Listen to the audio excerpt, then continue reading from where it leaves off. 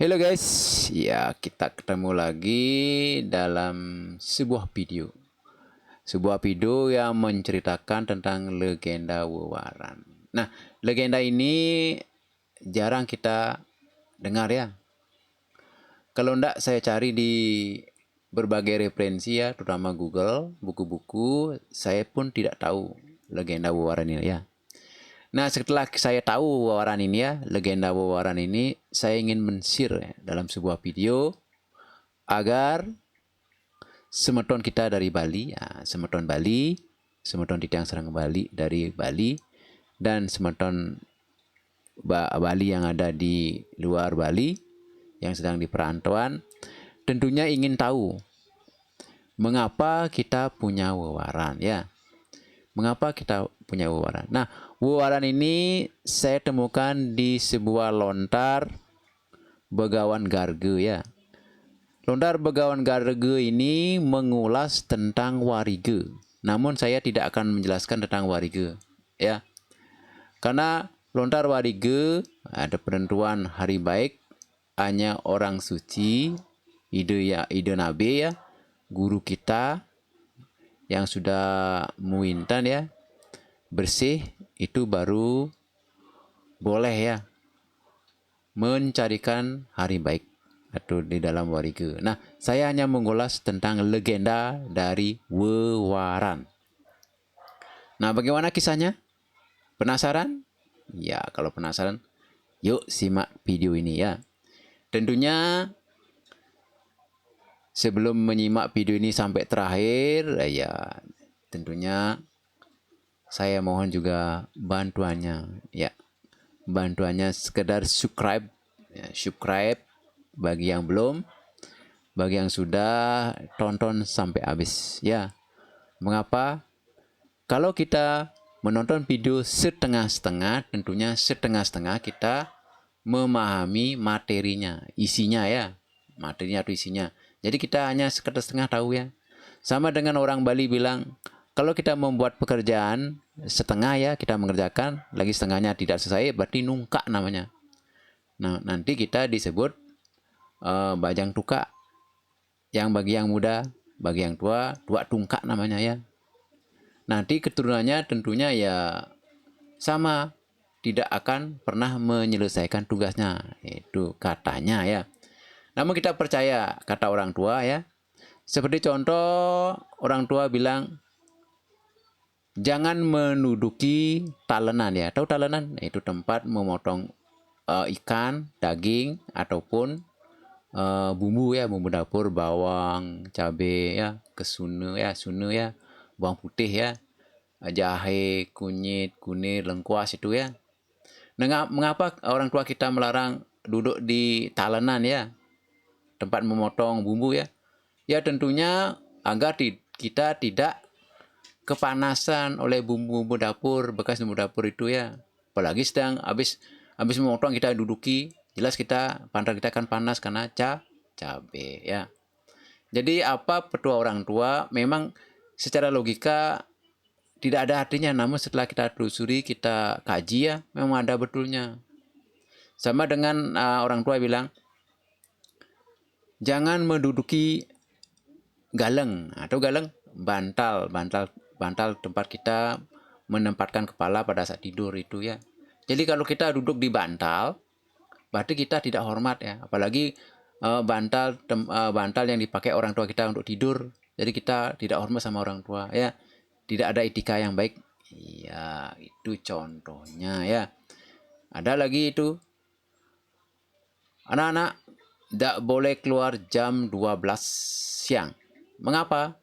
Karena ada kala rau ya, karena ada kala yang mencari mangsa. Itu sebenarnya secara logika tidak masuk akal ya. Namun setelah dikaji lebih jauh ya secara niskala, secara religius, tentunya ada gunanya ya. Mengapa? Karena kita keluar jam 12 siang ya, tajak surya, panas kepala kita. Nanti ujung-ujungnya kepala pusing, bisa pingsan di tengah jalan. Nanti pingsan di tengah jalan, ya kalau dulu tidak ada mobil, masih jalan tanah itu aman, kita jatuh, tidak akan pecah kepalanya. Namun kalau kita seperti sekarang ya, kita jatuh di jalan, di aspal, kemudian ada mobil lewat, karena tidak lihat kita jatuh, ditabraklah kita di gilas. Nah, jadi itu kita dilarang keluar jam 12 siang karena tengah tepat panas ya. Kalau jalan-jalan, kalau pakai mobil ya tidak masalah karena berasi di dalam mobil ya. Ya itu petua-tua orang tua yang perlu kita simak dan kaji dan ikuti maknanya ya, makna yang terdalam yang terkandung di dalamnya ya, makna yang terdalam. Karena orang-orang zaman sekarang makna yang terkandung di dalamnya tidak dikaji, tidak tidak dibuka ya. Karena itu masih bahasa kulit yang perlu kita kaji, kita renungkan apa sih artinya itu ya.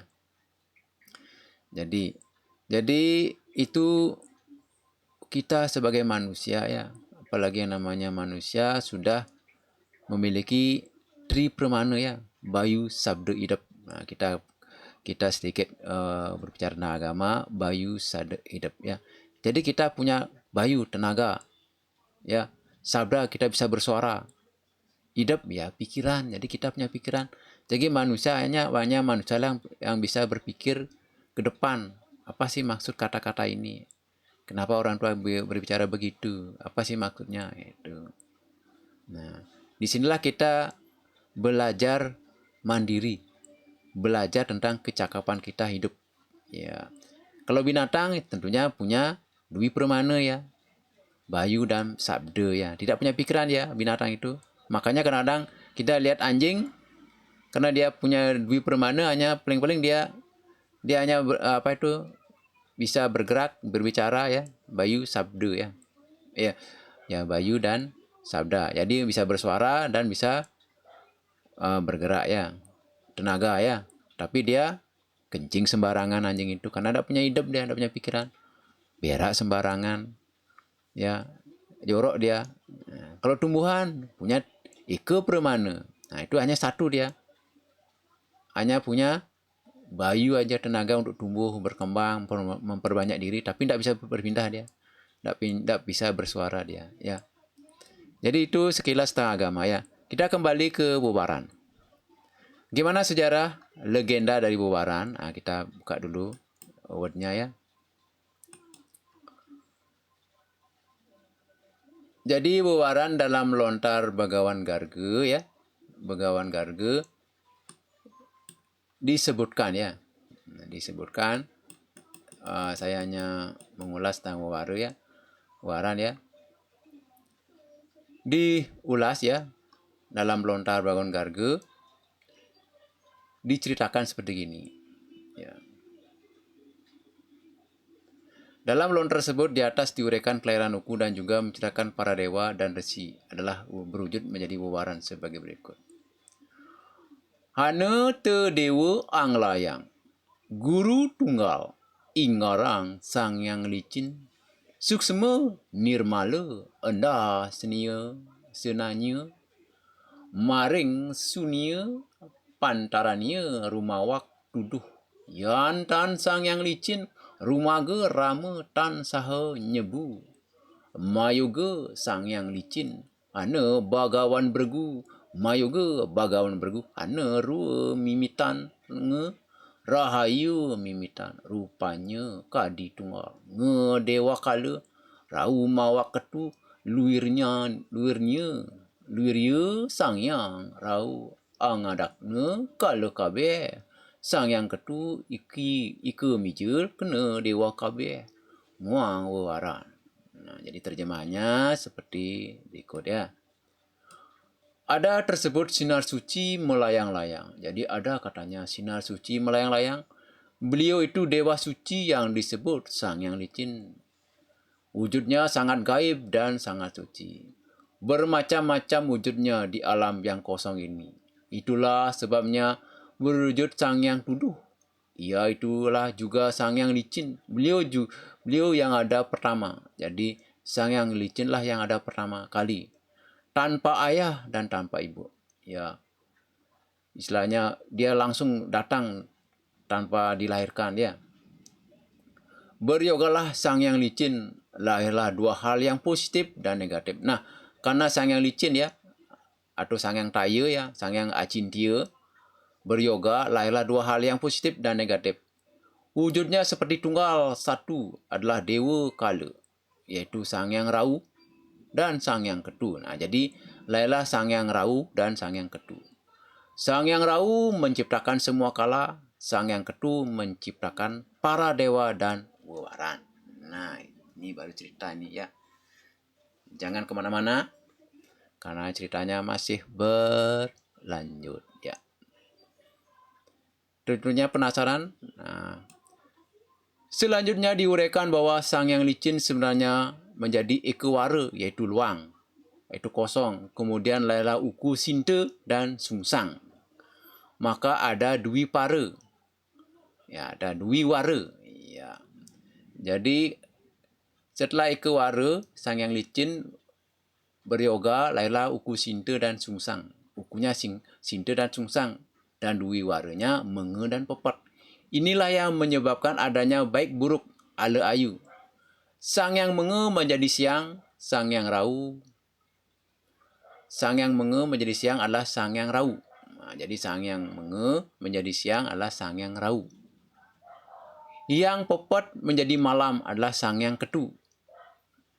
Ada Uku Tambir, lahirnya Triwara. Nah, setelah itu Uku Tambir lah lahir. Setelah Sinta, Sungsang, Tambir lahir. Lahirlah Triwara, yaitu Dora, Waya, Biantara. Sesungguhnya Dora adalah kala, Waya adalah manusia, dan Biantara adalah dewa. Ada Uku Kulau, lahirlah Caturwarga, Sri Laba Jaya Manala. Sesungguhnya adalah Batari Gangga, Sangyang Bayu, Sangyang Sangkara, dan Sangyang Kunca Kancana Widi.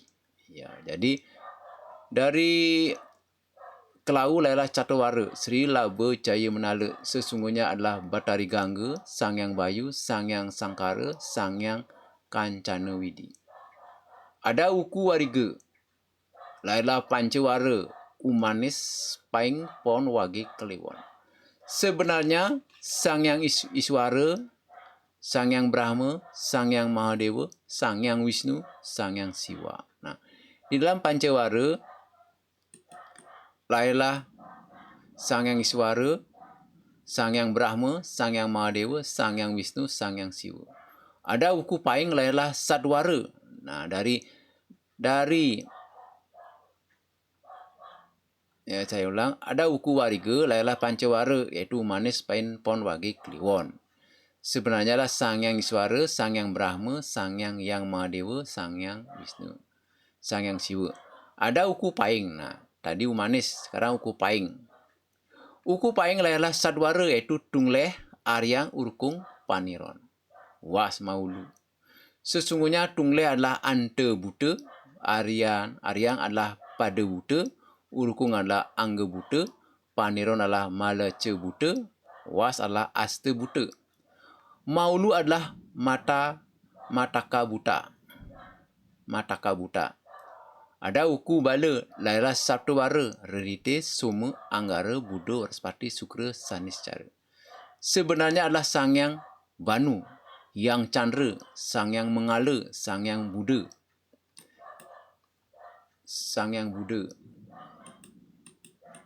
Yang Warspati, Bagawan Sukra, Dewi Sori.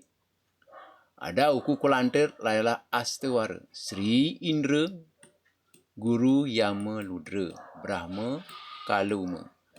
Sebenarnya Batari Giri Putri, Hyang Indra, Sangyang Guru, Sangyang Yama, Yang Ludra, Yang Brahma, Yang Kalantaka, Sangyang Amerta. Ada Uku Langkir, lahirlah Sangwara, Dangu, Jangur, Gigis, Nohan, Ogan, Erangan, Urungan, Tulus, Dadi. Sebenarnya buta urung, jangur adalah buta pataha. Nah, jadi Dadi sebenarnya buta urung, jangur lah buta pataha, gigis lah buta jingkrak, erangan lah buta jabung, urungan lah buta kenying, tulus adalah Sangyang Saraswati. Dadi adalah Sangyang Dharma. Nah, jadi Tulus adalah Sangyang Saraswati, Dadi adalah Sangyang Dharma. Ada ukuwi, lahirlah Dasawara, Pandita, Pati, Suka, Duka, Sri, Manuh, Manusia, Raja, Dewa, Raksasa. Sebenarnya Sangyang Aruna adalah Pandita, Kala adalah Pati, Semara adalah Suka, Durga adalah Duka, Sangyang Basundari adalah Sri. Kala lupa adalah Manuh, Sangyang Semajati adalah Manusia. Kala tangis adalah Raja, Sangyang Sambu adalah Dewa, Sang Kala Kupa adalah Raksasa. Nah, ini semua berada di dalam lontar Bhagawan Garga. Nah, berdasarkan uraian klien waran tersebut, di atas dapat disimpulkan bahwa sesemua waran adalah ciptaan Sangyang Widi melalui yoganya, Sangyang Acintya. Pada mulanya beliau disebut Sangyang Licin yang beryoga, lahirlah Bhagawan Bregu. Bhagawan Bregu beryoga, lahirlah Sangyang Rahu dan Sangyang Ketu. Sangyang Rahu beryoga, lahirlah para kala. Sangyang Ketu beryoga, lahirlah para dewa dan waran. Maksudnya adalah Sangyang Widi itu tunggal, tidak ada duanya. Yang diwujudkan dengan Ekawara adalah luang. Luang artinya kosong. Pada mulanya belum ada apa-apa atau alam ini kosong, yang ada hanya kekosongan luang. Itulah sebenarnya perwujudan ide Sangyang Widiwasa. Tunggal. Disebut juga Paramasiwa atau dalam Sabdaloka. Beliau berkedudukan sebagai Satyaloka. Pada tingkat ini beliau suci nirmala, belum terpengaruh oleh apapun, juga sehingga disebut dengan Nirguna Brahma. Dari yoganya Sangyang Widi ada Bhagawan Bregu, beliau ada pada tingkat Mahaloka. Saat itu Sangyang Widi sudah terpengaruh oleh hal-hal maya. Bhagawan Bregu beryoga, lahirlah Sangyang yang Rahu dan Sangyang Ketu. Pada tingkatan Mahaloka, Sangyang Widi diberi gelar Sadasiwa yang disebut dengan Saguna Brahma. Yang ada Nirguna Brahma, ada Saguna Brahma. Karena sudah terpengaruh oleh maya, itulah sebabnya muncul dua kekuatan cetana. Cetana acetana. Purusa Pradana. Atau Sangyang Ketu dan Sangyang Rahu. Berpadunya dua kekuatan ini pada jenjang Siwatama yang disebut dengan guna karya, barulah muncul ciptaan Sangyang Rahu beryoga, lahir para kala. Nah, Sangyang Rahu beryoga, lahirlah kala. Kala, buta, dan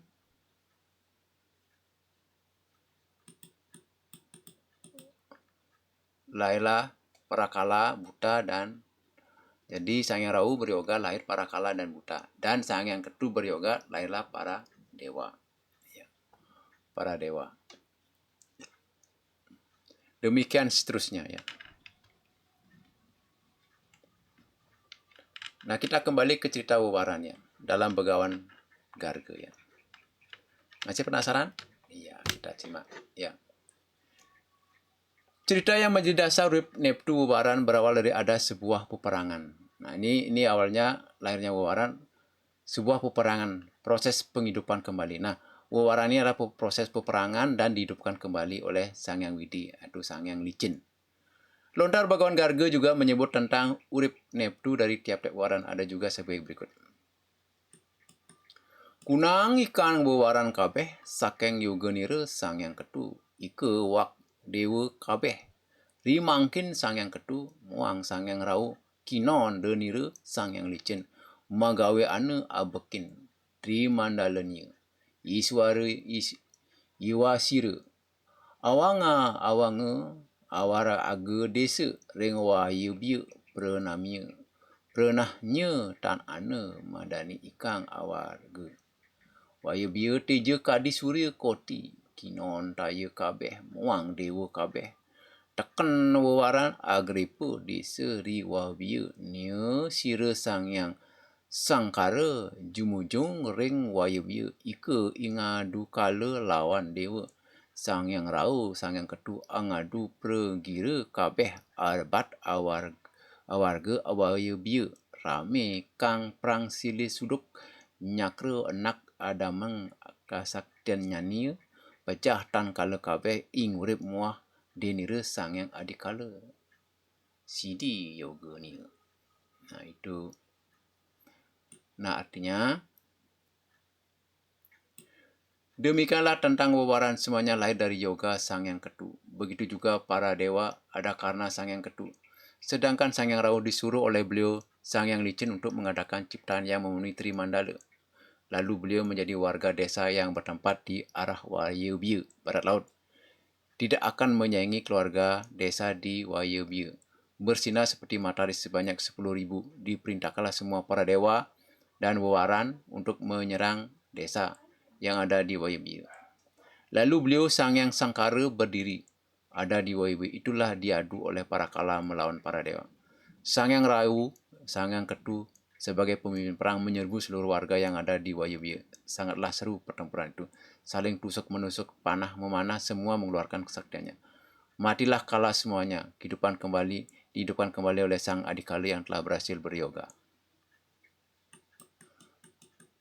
Selanjutnya setelah perang para kala hidup semuanya, lagi terjadi perang yang sangat dahsyat, sehingga akibatnya banyak di antara dewa wewaran terbunuh menjadi korban perang. Tetapi akhirnya juga kembali dihidupkan. Oleh karena itu kala dihidupkan hanya sekali saja. Itulah sebabnya Sang Yang Kala mempunyai urip satu. Yang Sangkara dibunuh oleh Kala, mertiu sekali. Itulah sebabnya sehingga mempunyai urip satu juga. Batara Siwa dibunuh oleh Kala Eka Dasa Bumi 8 kali. Itu sebabnya Kliwon mempunyai urip 8. Yang Sangkara dibunuh oleh Kala.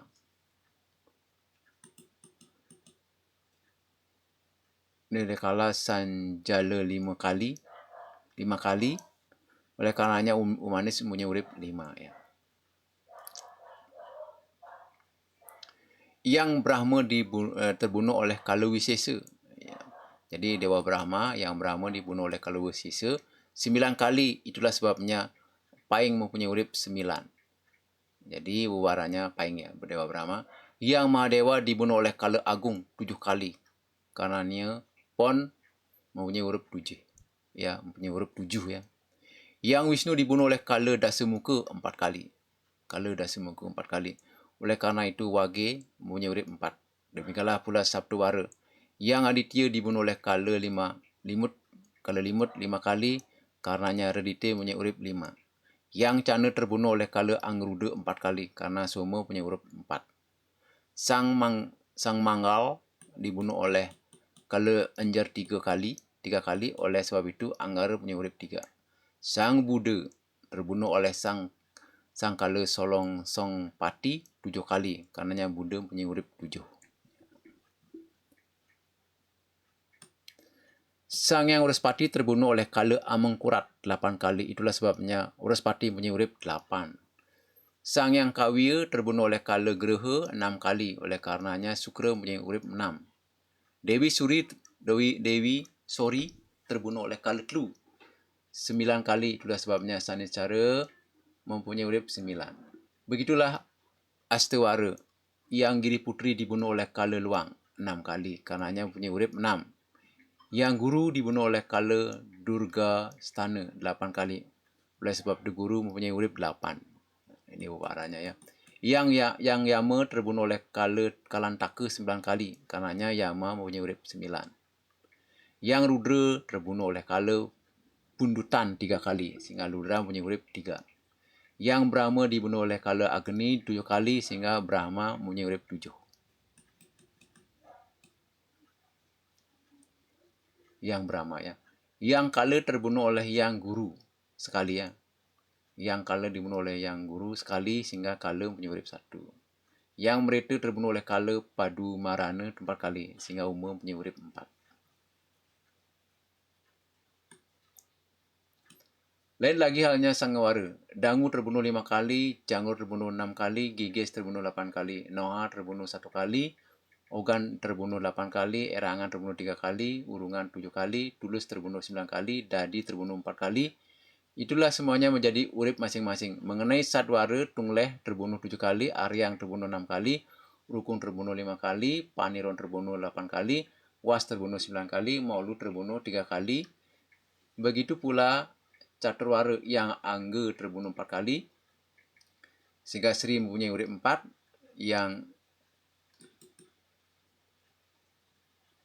Yang Bayu terbunuh 5 kali sehingga Laba punya urip 5. Yang Purusir dibunuh 9 kali sehingga Jaya punya urip 9. Yang Kanca Widi terbunuh 7 kali sehingga punya Mandala. Sehingga Mandala punya urip 7.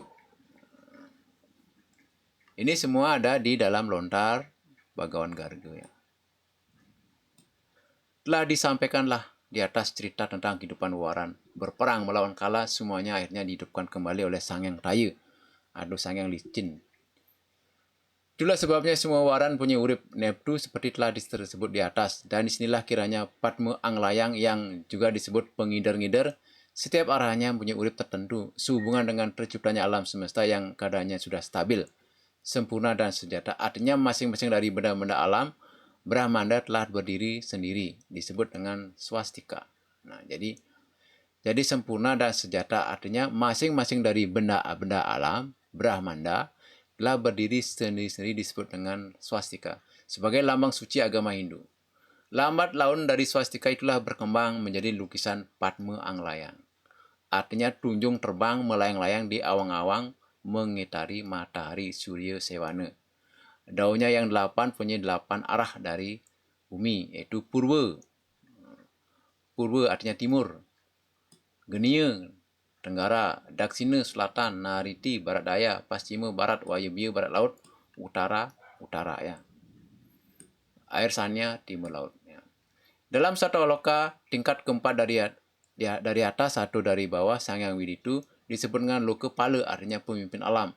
Dalam kehidupan ini, Sang Hyang Widi digelari bermacam-macam menurut tempatnya dan tugasnya. Misalnya, Panca Brahma, Panca Dewata, Nawa Dewata, Dewata Sanga. Di antara gelar-gelar Sang Hyang Widi itu, di sini akan diuraikan tentang Nawa Dewata atau Dewata Sanga. Berhubungan langsung dengan Padma Anglayang, yaitu pengindar berikutnya ya. Yang pertama ya. Sang Hyang Iswara bertempat di timur, Sang Hyang Maheswara bertempat di tenggara, Sang Hyang Brahma bertempat di selatan, Sang Hyang Rudra bertempat di barat daya, Sang Hyang Mahadewa bertempat di barat laut, di barat. Ya. Saya ulang, Sang Hyang Mahadewa bertempat di barat, Sang Hyang Sangkara bertempat di barat laut, Sang Hyang Wisnu bertempat di utara, Sang Hyang Sambu bertempat di timur laut, Sang Hyang Sibu bertempat di tengah. Terutama para dewa Sanga inilah diperintahkan oleh Sang Hyang Widi untuk menjaga semua penjuru mata angin di dunia supaya stabil dengan memiliki urip-urip masing-masing seperti yang telah diuraikan dalam lontar Bagawan Garga seperti di bawah ini ya. Sang Hyang Iswara melawan para Kala, beliau terbunuh oleh Kala Sanjaya 5 kali, tetapi dihidupkan 5 kali oleh Sang Hyang Taya. Sang Hyang Iswara diperintahkan oleh Sang Hyang Widi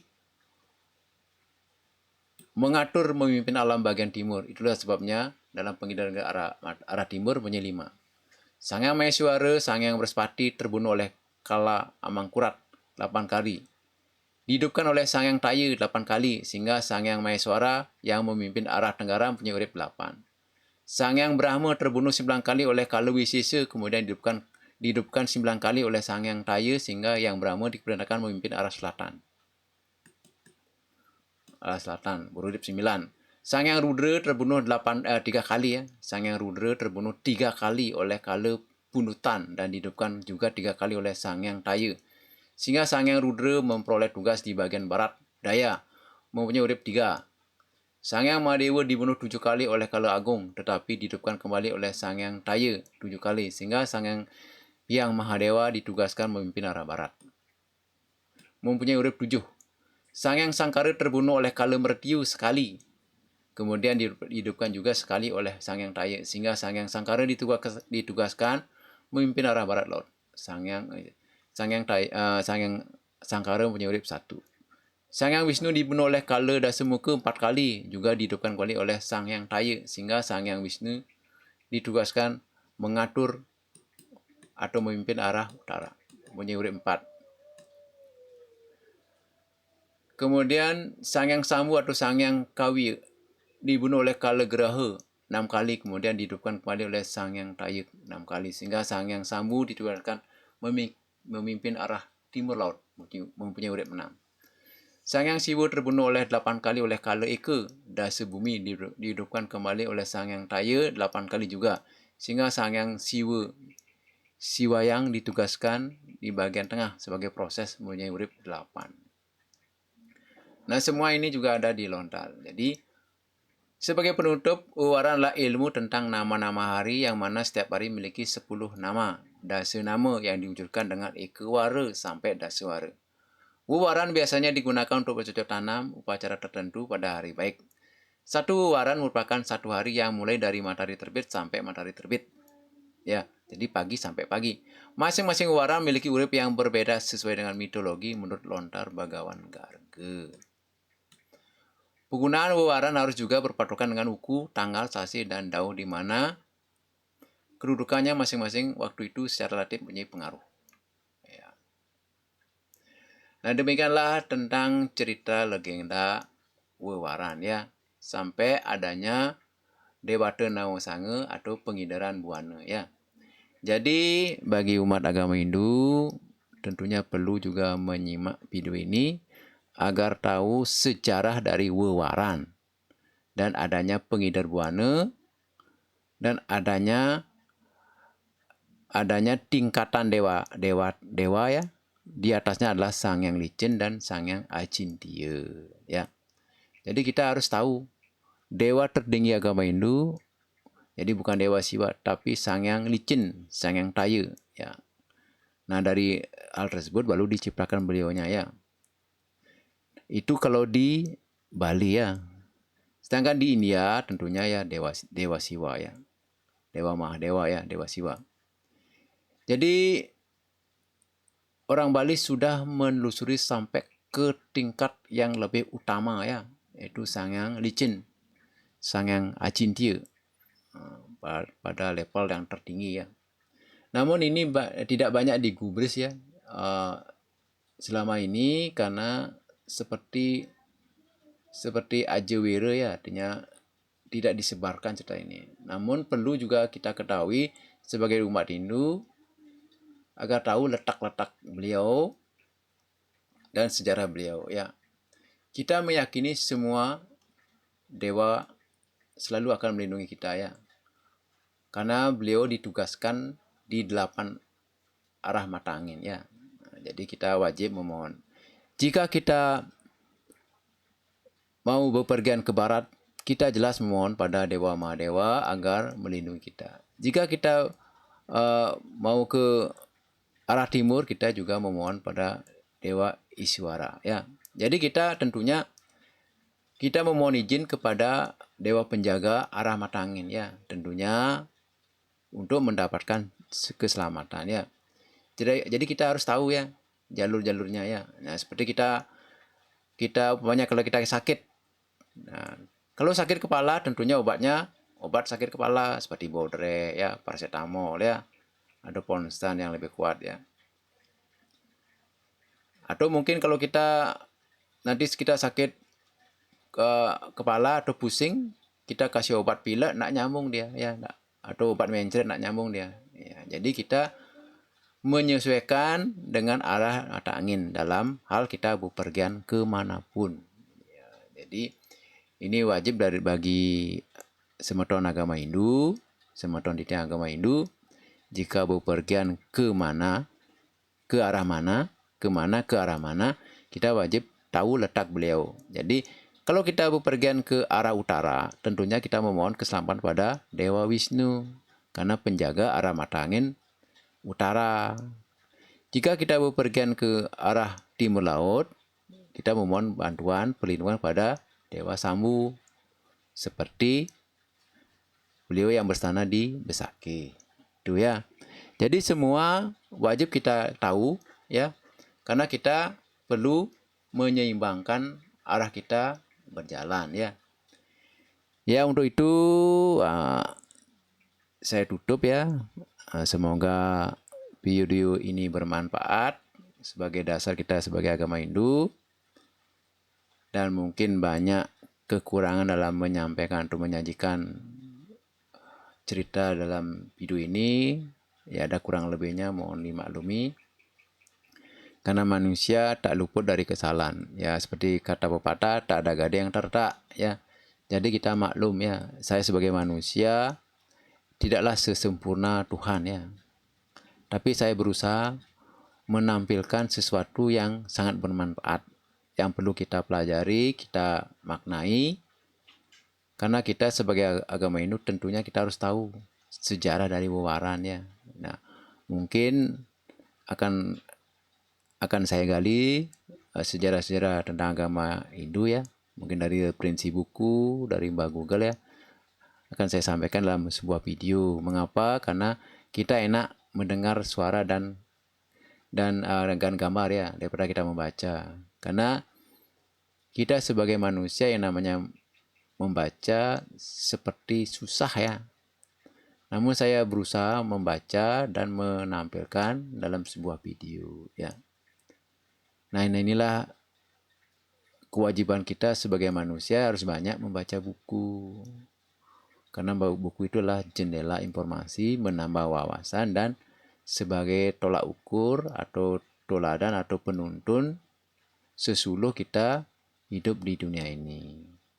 Astungkara, semoga channel saya terus dikunjungi oleh semeton-semeton Bali yang ada di luar Bali yang ingin tahu tentang seluk beluk kita sebagai agama Hindu. Astungkara.